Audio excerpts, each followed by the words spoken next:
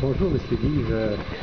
J'ai déjà été, fait partie d'une équipe de direction à Hydro-Québec et j'ai même fait de la collaboration avec Électricité de France.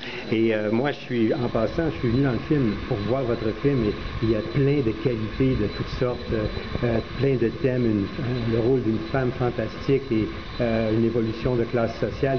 Mais moi, en tant que une petite orientation personnelle, je veux savoir comment vous voyez dans le film en 1920 l'Électricité de France, où c'était l'électrification, et puis il y avait aussi, on ne voit pas les centrales là-dedans, peut-être vous avez déjà pensé à faire des choses là-dedans.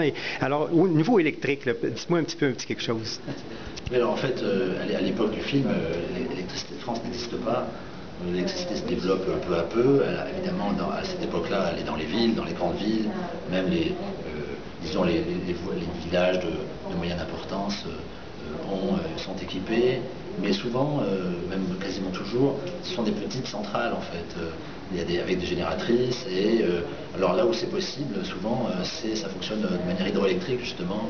Alors là, on n'est pas très loin des Pyrénées, dans le sud-est de la France, donc il y a beaucoup d'équipements privés au niveau des centrales qui équipent les Pyrénées, et puis même jusque dans les Landes ou dans le sud-ouest, c'est des petites compagnies privées qui produisent l'énergie et qui proposent des abonnements à l'époque aux communes, aux municipalités ou aux particuliers en fait. Et il y a d'autres modes de production, mais c'est vrai qu'il y a beaucoup de... Alors il y a du charbon, il y a des choses comme ça, mais il y a beaucoup de petites centrales hydroélectriques justement. Mais l'électricité de France ne naîtra qu'après la Deuxième Guerre mondiale. OK. Dans le film, est-ce que vous aviez vu l'actrice comme une sorte de directrice du développement électrique d'EDF, quelque part, là? Oui, la dimension managériale ou non, de l'actrice ou...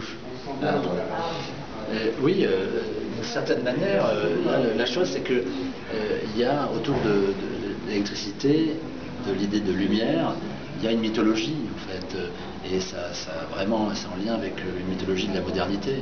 Alors tout à coup, c'est vrai qu'elle s'improvise ingénieure ou en tout cas porteuse de projets comme ça technologiques, électriques, et que ça peut faire penser à des œuvres d'équipement comme ça qui ont eu lieu, que ce soit au Canada ou en Europe, à des moments clés comme ça de l'avènement de la technologie.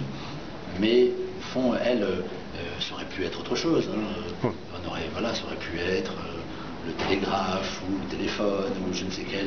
Aujourd'hui, on a aussi des moments clés de technologie avec tout ce qui est transfert de données sans fil. Oui, effectivement. Donc les moments de développement technologique ou de saut technologique qui sont décisifs, on en vit tout le temps, ça n'arrête pas. L'Internet aujourd'hui, peut-être, qui ressemble à l'électrification. Exactement. Donc en ça, c'était aussi une façon un peu intemporelle de parler du progrès, si vous voulez. Avez-vous pensé un petit peu au Québec quand vous faisiez le rôle des gens qui entaillent les pins et la sève qui coule, alors que nous sommes des spécialistes mondiaux en sève d'érable. Ouais, alors, nous, en tout cas, il y avait une petite résonance. Elle gérait un patrimoine d'arbres qui était utilisé pour leur sève.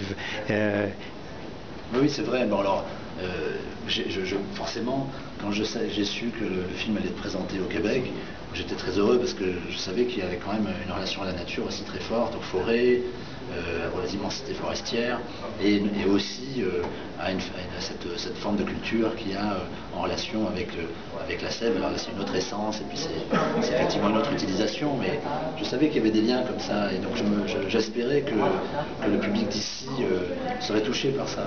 Mais effectivement, il y a quelque chose comme ça. Alors, dans la forêt landaise, ça a été la résine pour faire de la térébenthine, pour faire de la colophane, pour faire des choses comme ça, avant que l'industrie du pétrole s'impose et impose ses dérivés. Donc c'était une grosse affaire, ce truc-là, dans le temps, là, en 1920. Oui, si vous voulez, il y a eu un âge d'or, vraiment, de la résine, avant que les dérivés pétroliers balayent tout. Okay. Mais ce qui est intéressant, alors je ne sais pas comment ça se passe dans les forêts ici au Québec, mais moi je pense qu'au niveau des érables, c'est plus stable, c'est encore une industrie, ou en tout cas une activité qui est florissante. Qui dépend de la température aussi un petit peu. Pour la forêt landaise, pour la résine, c'est un métier qui a disparu, qui a fini par disparaître totalement, mais avec les évolutions d'aujourd'hui, c'est-à-dire un peu la fin programmée du pétrole, eh bien ce métier va peut-être réapparaître.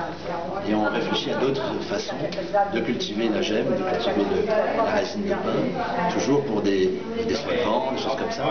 Mais la Chine le fait, on sait que la Chine résine des arbres sur des immensités colossales et qu'ils ont des propositions comme ça de produits chimiques qui proviennent du bois et de la forêt et non pas de l'industrie du pétrole. Donc il y aura peut-être un cycle comme ça qui va se faire entièrement et qui va faire qu'il y aura un renouveau de ces métiers qu'on croyait totalement disparus. Peut-être, pour terminer, peut-être verriez-vous un petit film qui, sur peut-être, admettons, l'Internet ou quelqu'un qui décide de développer les réseaux Internet comme on développe les réseaux électriques dans un moment charnière. Il me semble qu'on pourrait faire un film comme ça aussi, tant qu'à y être. Mais oui, absolument. De toute façon, nous, on a décidé de faire qu'on allait raconter cette histoire dans le passé. Mais c'était une façon de parler d'aujourd'hui, une façon détournée de parler d'aujourd'hui. Et donc, en fait, on pourrait transposer cette héroïne, en tout cas une histoire un peu semblable. Par exemple, je ne sais pas, en Afrique, sur le développement de l'Internet, avec toutes les difficultés qu'il y a, au fond, à ramener, à développer ces technologies-là sur un continent comme l'Afrique. Donc, il y a vraiment une transposition.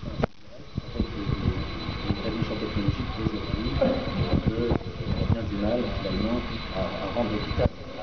Alors, je vous remercie beaucoup, M. François-Xavier Vive, et longue vie à votre film. Merci.